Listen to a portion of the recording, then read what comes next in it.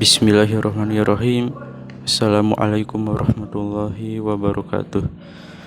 Perkenalkan, nama saya Muhammad Fahri Imron.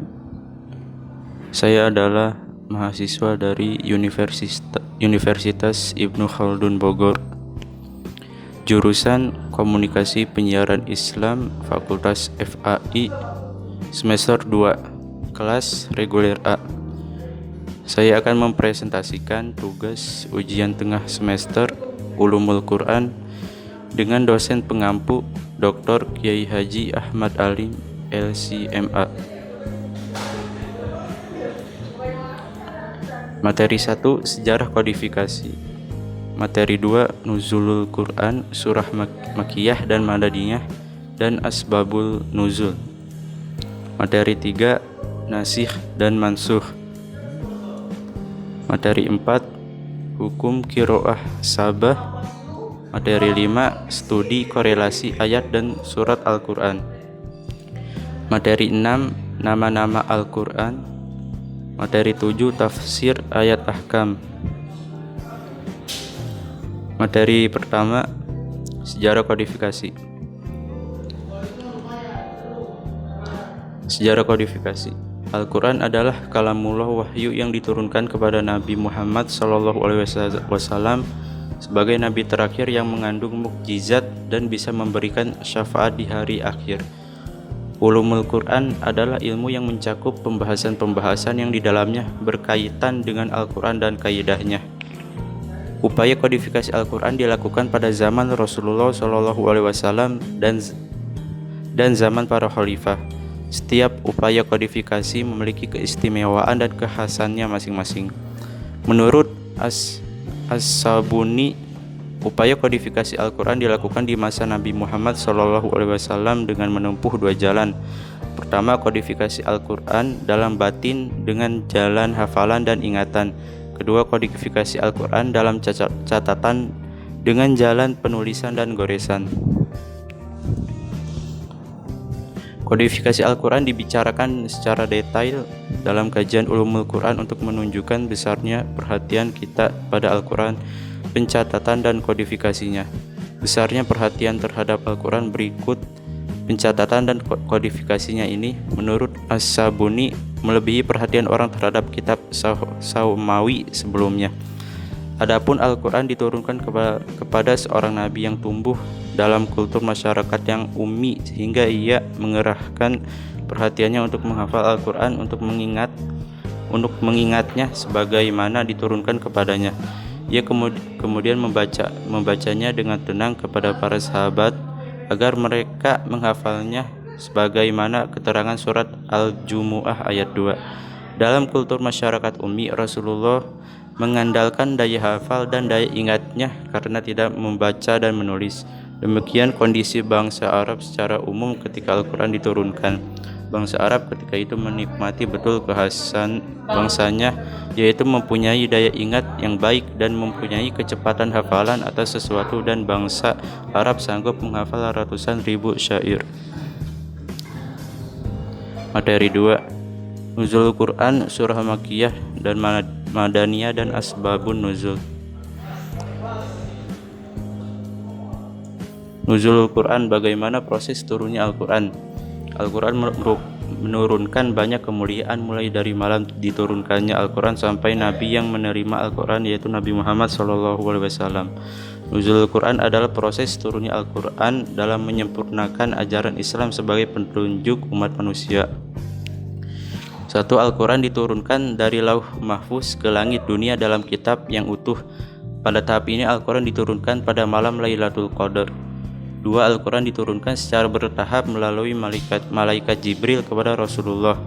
Salah satu hikmat Quran diturunkan bertahap agar manusia lebih mudah mengerti. Al-Quran diturunkan oleh Allah Subhanahu wa Ta'ala melalui malaikat Jibril kepada Nabi Muhammad SAW. Ayat yang pertama kali diturunkan kepada Rasulullah adalah surat Al-Alaq ayat 1-5 saat berada di Gua Hira pada tahun 610 Hijriah Masehi. Saat itu Nabi Muhammad sedang menyepi untuk menenangkan hati. Pada saat wahyu pertama ini turun, Rasulullah tidak membaca.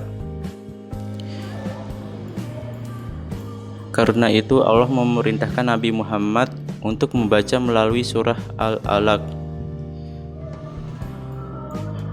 Bacalah dengan menyebut nama Tuhanmu yang menciptakan. Dia telah menciptakan manusia dari segumpal darah. Bacalah, dan Tuhanmu lah yang maha pemurah yang mengajar manusia dengan perantaran kalam.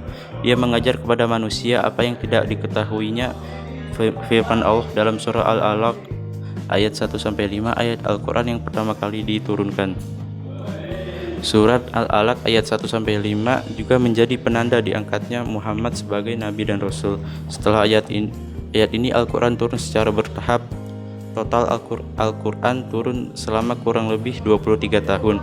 Setiap ayat diturunkan menyesuaikan dengan problematika sosial, krisis moral, keagamaan, kisah-kisah para nabi terdahulu hingga hikmah yang terjadi di masa nabi.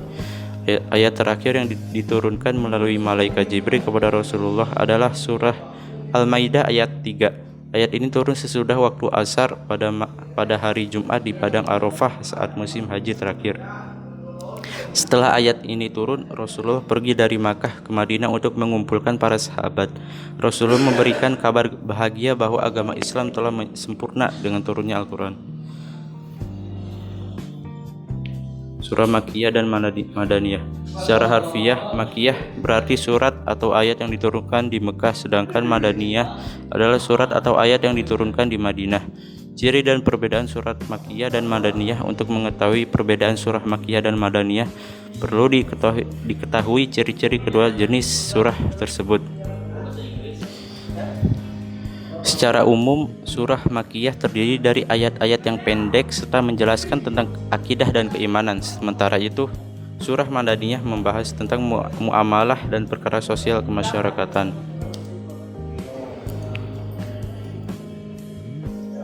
Ciri-ciri surah Makkiyah diantaranya adalah sebagai berikut.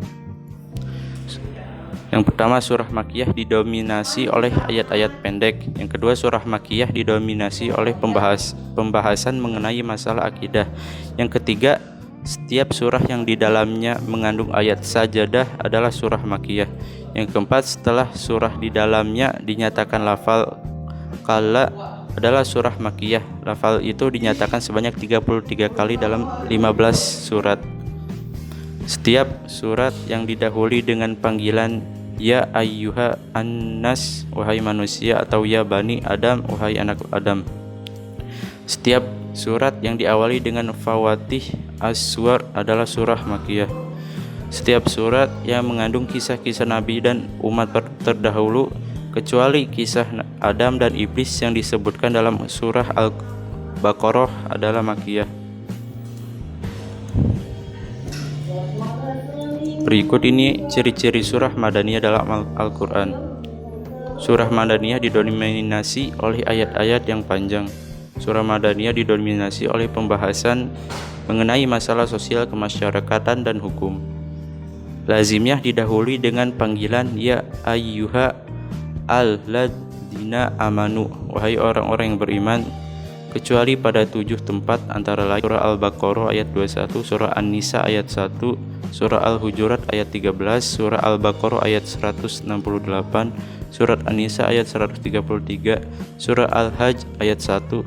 Pada ayat tersebut digunakan panggilan ya ayyuha annas, wahai manusia.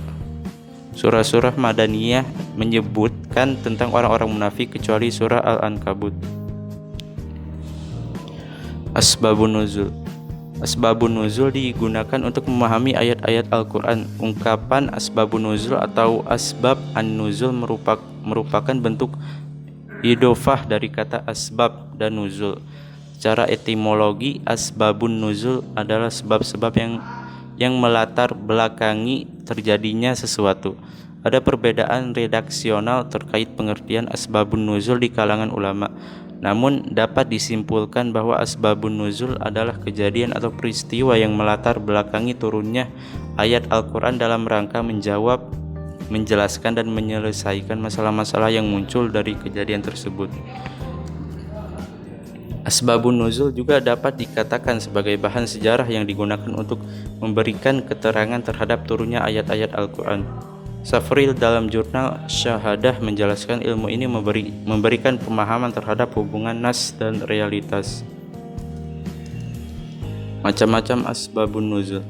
Berdasarkan jumlah sebab ayat yang turun, asbabun nuzul dibagi menjadi dua macam sebagai berikut. Yang pertama, ta'adud al-asbab wa al-nazil wahid, adalah beberapa sebab yang hanya melatar belakangi turunnya satu ayat atau wahyu. Dalam hal ini turunnya wahyu bertujuan untuk menanggapi beberapa peristiwa atau sebab. Contohnya dalam surat Al-Ikhlas ayat 1-4.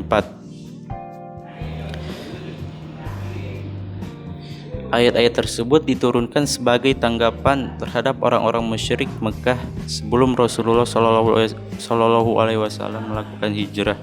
Ayat tersebut juga diturunkan kepada kaum ahli kitab yang ditemui di Madinah setelah Rasulullah Shallallahu Alaihi Wasallam hijrah. Yang kedua, ta'adud an-nazil wa al-asbab wahid, adalah satu sebab yang melatar belakangi beberapa ayat. Contohnya terdapat pada surat Ad-Dukhan ayat 10, 15, dan 16. Allah berfirman,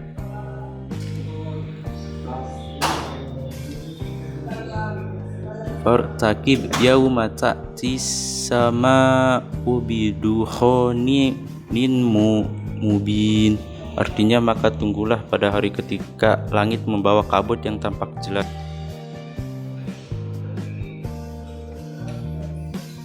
Asbabun nuzul ketiga ayat tersebut terjadi pada saat kaum Quraisy durhaka kepada Nabi Muhammad SAW. Beliau berdoa agar mereka kaum Quraisy mendapatkan kelaparan sebagaimana pernah terjadi pada zaman Nabi Yusuf alaihissalam. Maka Allah Subhanahu wa taala menurunkan penderitaan kepada kaum Quraisy sehingga turunnya Quran surat Ad-Dukhan ayat 10. Kemudian para kaum Quraisy menghadap Nabi Shallallahu Alaihi Wasallam untuk meminta bantuan. Lalu Rasulullah Shallallahu Alaihi Wasallam berdoa kepada Tuhan untuk diturunkan hujan. Allah Subhanahu wa taala lalu menurunkan hujan dan turunlah Quran surat Ad-Dukhan ayat 15. Namun setelah mereka mendapatkan nikmat dari Allah Subhanahu wa taala, mereka kembali sesat dan durhaka, maka turunlah ayat ke-16.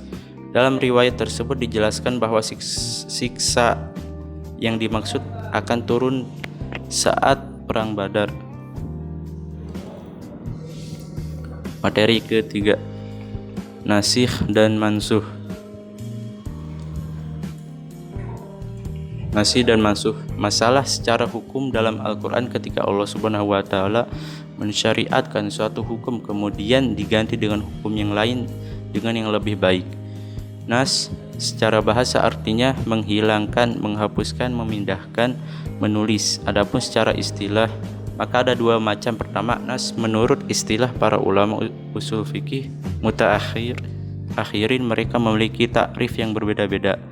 Al-Baidawi rahimahullah wafat 685 Hijriyah mendefinisikan dengan nas adalah penjelasan berhentinya hukum syariat dengan jalan syar'i yang datang setelahnya.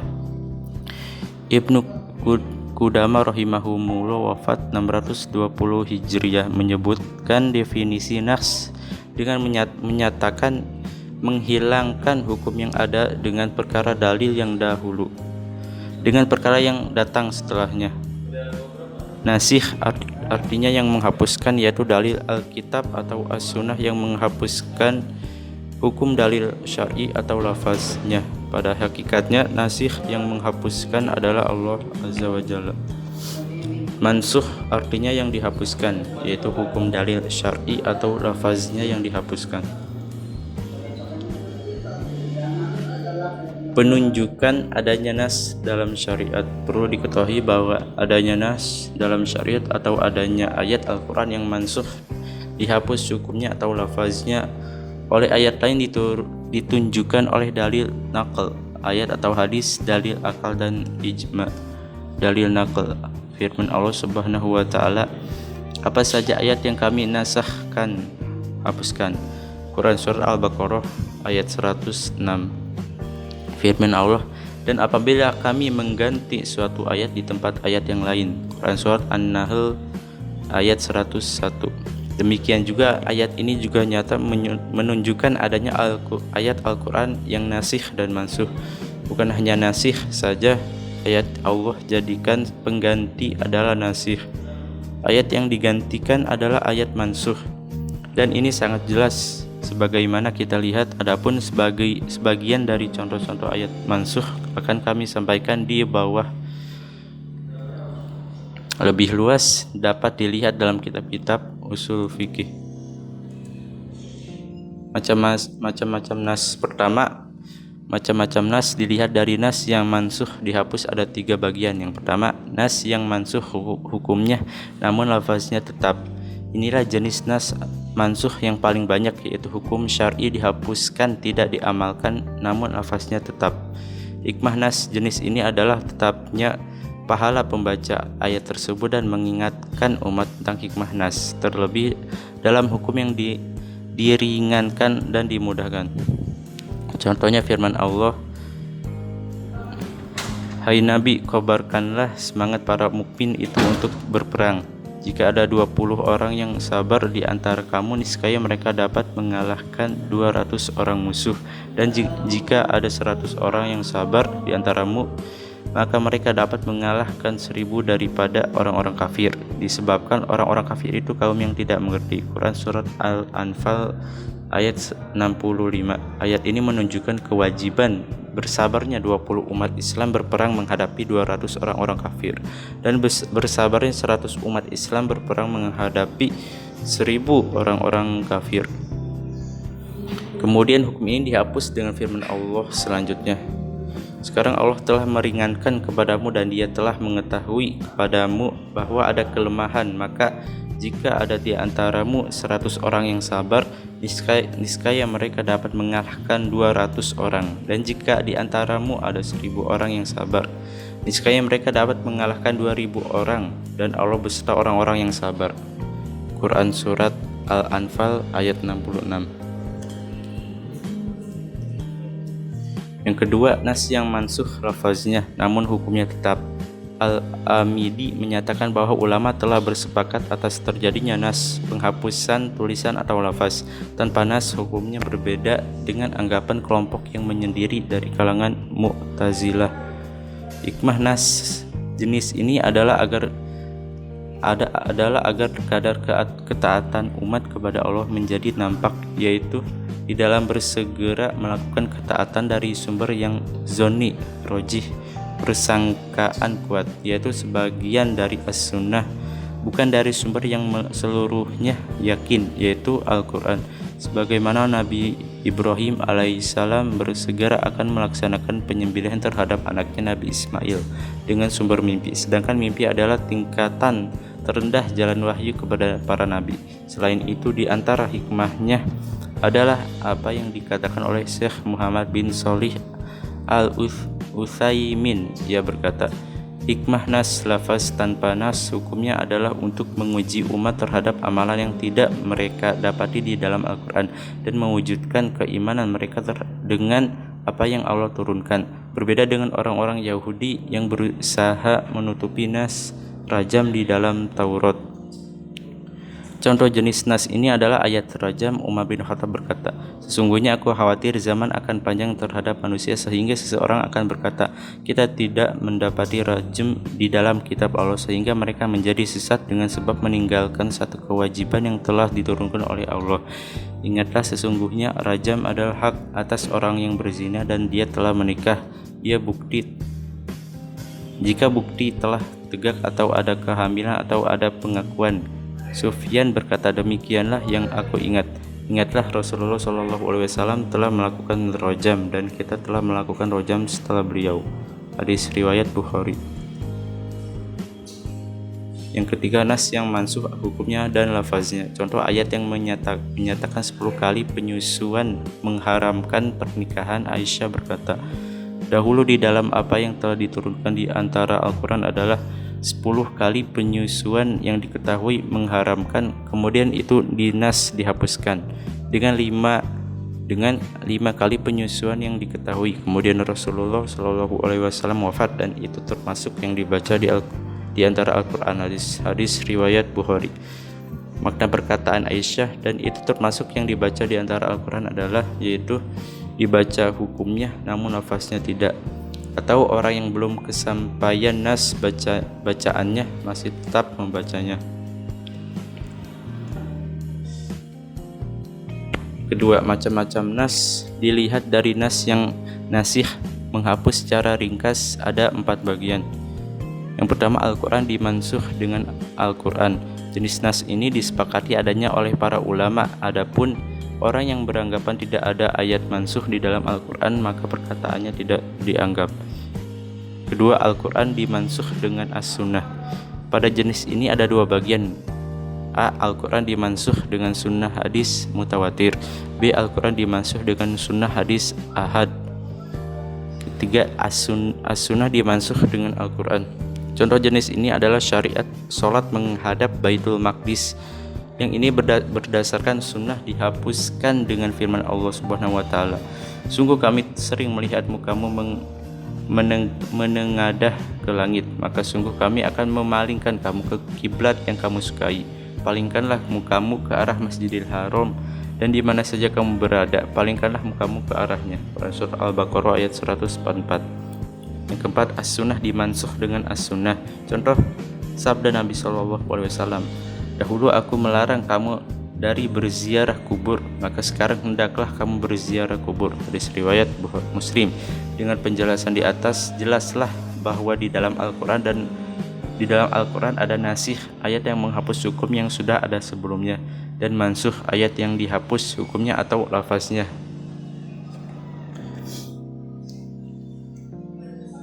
Materi keempat, hukum qiraah sab'ah. Hukum qiraah sab'ah. Qiraah Al-Quran adalah mazhab pembacaan Al-Quran dari para imam qurra yang masing-masing mempunyai perbedaan dalam pengucapan Al-Quran Al-Karim dan disandarkan pada sanad-sanadnya sampai kepada Rasulullah SAW. Perbedaan-perbedaan bacaan umat muslim sesuai mazhab qiraah yang diikutinya. Ini menunjukkan betapa Islam sangat menghargai perbedaan untuk membedakan antara yang benar dan qiraat yang aneh. Para ulama membuat 3 syarat bagi qiraat yang benar, yaitu kesesuaiannya dengan satu ragam dari beberapa macam ragam bahasa Arab. Qiraat tersebut sesuai dengan salah satu mushaf Utsmani, dan qiraat tersebut harus sahih sanadnya. Para sahabat belajar qiraah dari Rasul Shallallahu Alaihi Wasallam. Al-Quran diturunkan dengan berbagai macam variasi atau cara membacanya, yaitu dikenal dengan qiraah sabah, karena Quran turun dengan 7 huruf atau 7 qiraah. Peristiwa ini muncul ketika terjadi satu peristiwa di zaman Umar bin Khattab, ketika Umar bin Khattab dan juga sahabat Hisham bin Hakim, ketika terjadi perdebatan antar keduanya di dalam masalah tata cara membaca Al-Quran. Kemudian karena terjadi perbedaan, maka Umar dan Hisham menghadap Nabi SAW, dan Nabi mengikrarkan atau membenarkan bacaan keduanya, dan tidak ada masalah pada bacaan keduanya. Macam-macam qiraah Al-Quran. Macam-macam qiraat dilihat dari segi kuantitas, yaitu qiraah sab'ah, qiraah 7, qiraah asyirah, qiraah 10, qiraah arba'at asyar, qiraat 14. B. Macam-macam qiraat dilihat dari segi kualitas berdasarkan penelitian Al-Jazari. Berdasarkan kualitas, qiraat dapat dikelompokkan dalam 5 bagian, yaitu 1. Qiraat mutawatir, yakni yang disampaikan sekelompok orang mulai dari awal sampai akhir sanad yang tidak mungkin bersepakat untuk berbuat dusta. Umumnya qiraat yang ada masuk dalam bagian ini. 2. Qiraat masyhur, yakni Qiraat yang memiliki sanad sahih dengan kaidah bahasa Arab dan tulisan mushaf Utsmani, umpamanya qiraat dari 7 yang disampaikan melalui jalur berbeda-beda. Sebagian perawi misalnya meriwayatkan dari imam 7 tersebut sementara yang lainnya tidak, dan qiraat semacam ini banyak digambarkan dalam kitab-kitab qiraat. 3 qiraat ahad, yakni yang memiliki sanad sahih tetapi menyalahi tulisan mushaf Utsmani dan kaidah bahasa Arab, tidak memiliki kemasyhuran dan tidak dibaca sebagaimana ketentuan yang telah ditetapkan. 4 qiraat syadz, menyimpang, yakni qiraat yang sanadnya tidak sahih. Telah banyak kitab yang ditulis untuk jenis qiraat ini. 5 qiraat maudhu, palsu, seperti qiraat Al-Khazani. 6 As-Suyuti kemudian menambah qiraat yang ke-6, yakni qiraat yang menyerupai hadis mudraj, sisipan, yaitu adanya sisipan pada bacaan dengan tujuan penafsiran, umpamanya qiraat Abi Waqqas.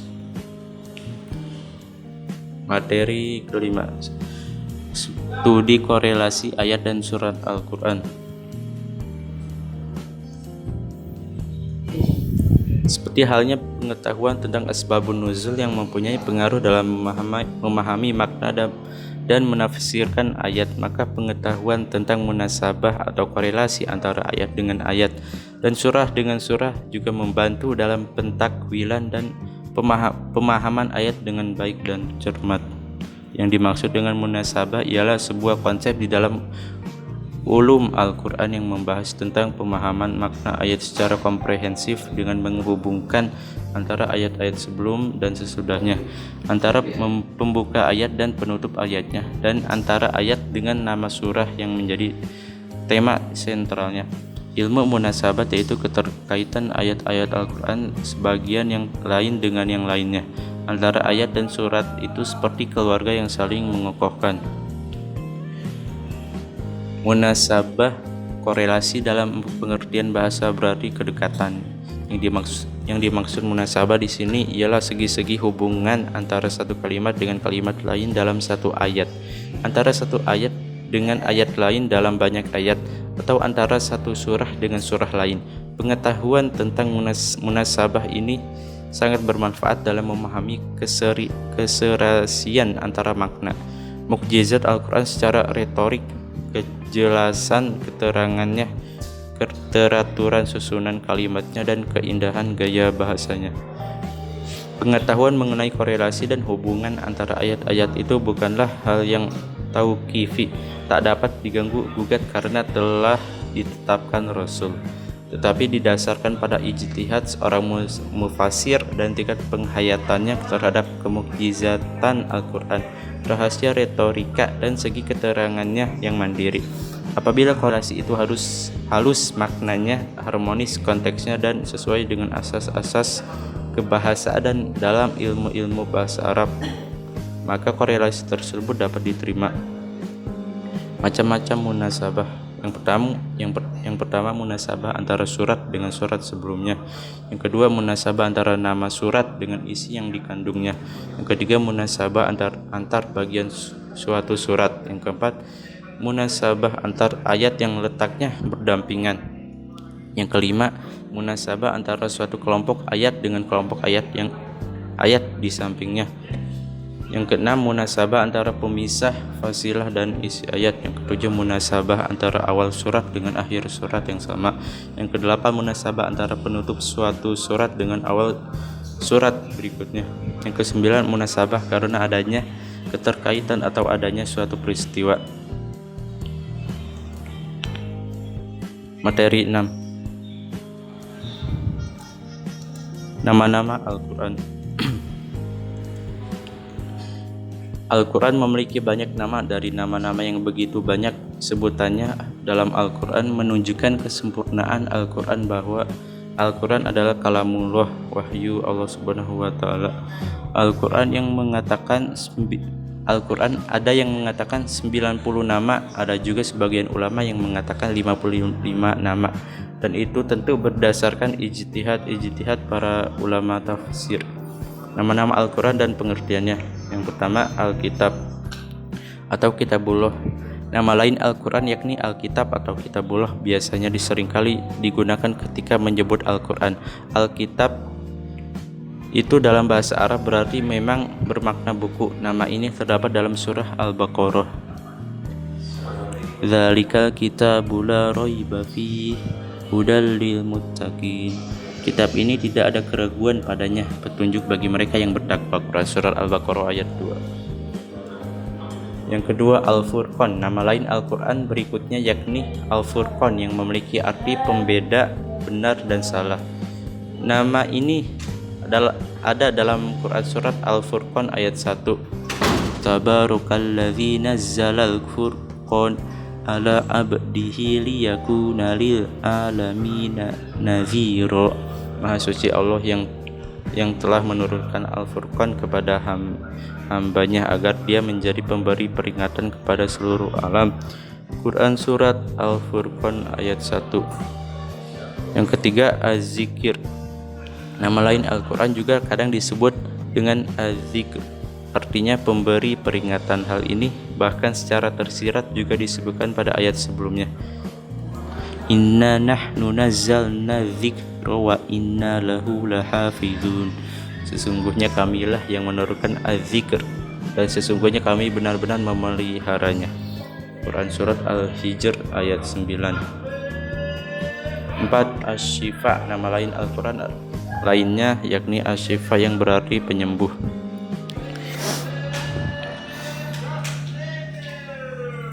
Dan kami turunkan dari Al-Quran sesuatu yang menjadi penawar dan rahmat bagi orang-orang yang beriman, dan Al-Quran itu tidaklah menambah kepada orang-orang yang zalim selain kerugian.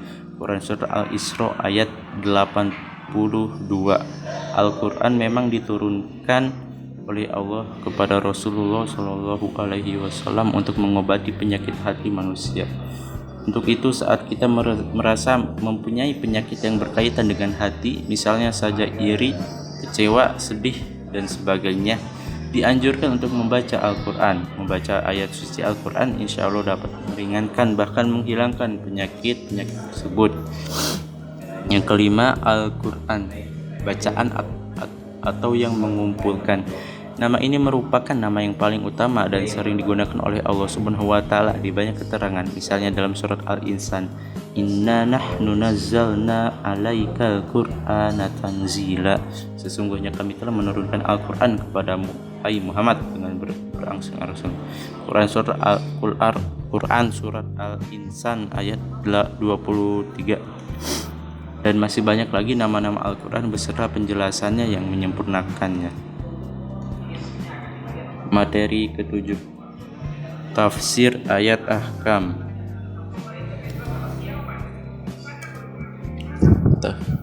Tafsir ayat ahkam. Di dalam Al-Quran banyak para ulama yang secara khusus mengumpulkan ayat-ayat ahkam. Ayat-ayat yang di dalamnya bicara tentang hukum-hukum syar'i yang sifatnya adalah amali, yang bicara tentang halal, haram, mubah, makruh, itu yang biasa disebut ayat-ayat ahkam. Jumlah ayat-ayat ahkam. Perbedaan pendapat ulama bisa dikelompokkan menjadi dua pendapat. Pendapat pertama yang menyatakan bahwa ayat-ayat ahkam dalam Al-Quran jumlahnya terbatas, sedangkan menurut pendapat yang kedua jumlahnya tidak terbatas. Contoh ayat ahkam: ayat wudhu yaitu di Quran surat Al-Maidah ayat 6, ayat puasa di Quran surat Al-Baqarah ayat 183, ayat makanan halal dan haram di Quran surat Al-Maidah ayat 3. Pendapat pertama merupakan pendapat mayoritas ulama.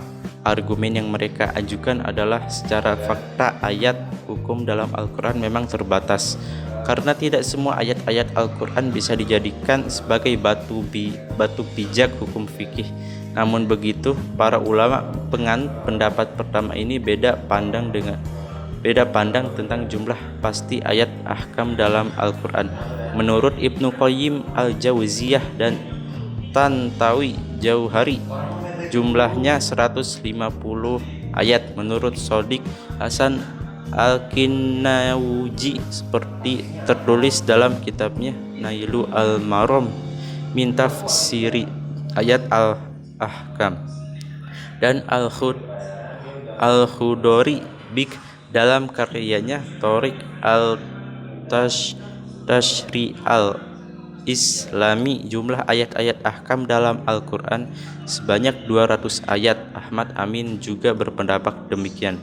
Adapun versi Abdul Wahab Khalaf jumlahnya 228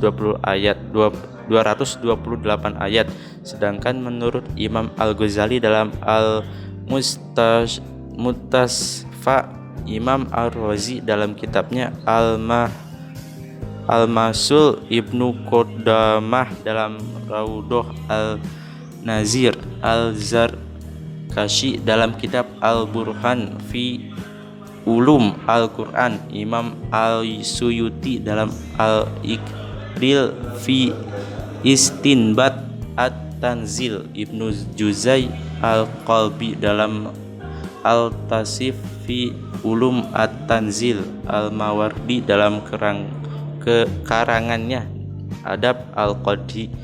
Jumlah ayat ahkam adalah 500 ayat. Menurut Ibnu Al-Mubarak berjumlah 900 ayat.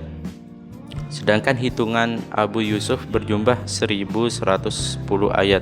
Bahkan ada pula yang menyebutkan lebih banyak dari angka tersebut. Berdasar fakta di atas dapat disimpulkan bahwa jumlah ayat ahkam dalam Al-Quran berkisar antara 150 hingga 1110 ayat. Pendapat kedua menyatakan bahwa jumlah ayat-ayat ahkam tidak terbatas. Pendapat ini dikatakan oleh Najmuddin Al-Tufi dalam kitabnya Syarah Mukhtasar Al-Raudhah, Al-Zarkashi dalam karyanya Al-Bahr Al-Muhit fi Usul Al-Fiqih, Al-Son'ani dalam Ijabah As-Sail Syarah Buyah Al-Mamil, dan Imam Al-Syaukani dalam Irsyad Al-Fuhul. Menurut mereka bahwa ayat hukum jumlahnya tidak terbatas. Seluruh atau sebagian besar ayat-ayat Al-Quran mengandung hukum yang menjadi sumber utama fikih, meskipun di dalamnya tidak termaksud secara jelas makna implisit. Dengan demikian tidak semua orang mampu memahaminya. Bahkan menurut Shihabuddin Al-Qarafi dalam kitabnya Syarhu Al-Tanhikih, semua ayat Al-Quran mengandung hukum. Dengan begitu jumlah ayat ahkam sama dengan jumlah ayat Al-Quran itu sendiri. Alhamdulillahirabbil alamin. Sekian, terima kasih banyak. Wassalamualaikum warahmatullahi wabarakatuh.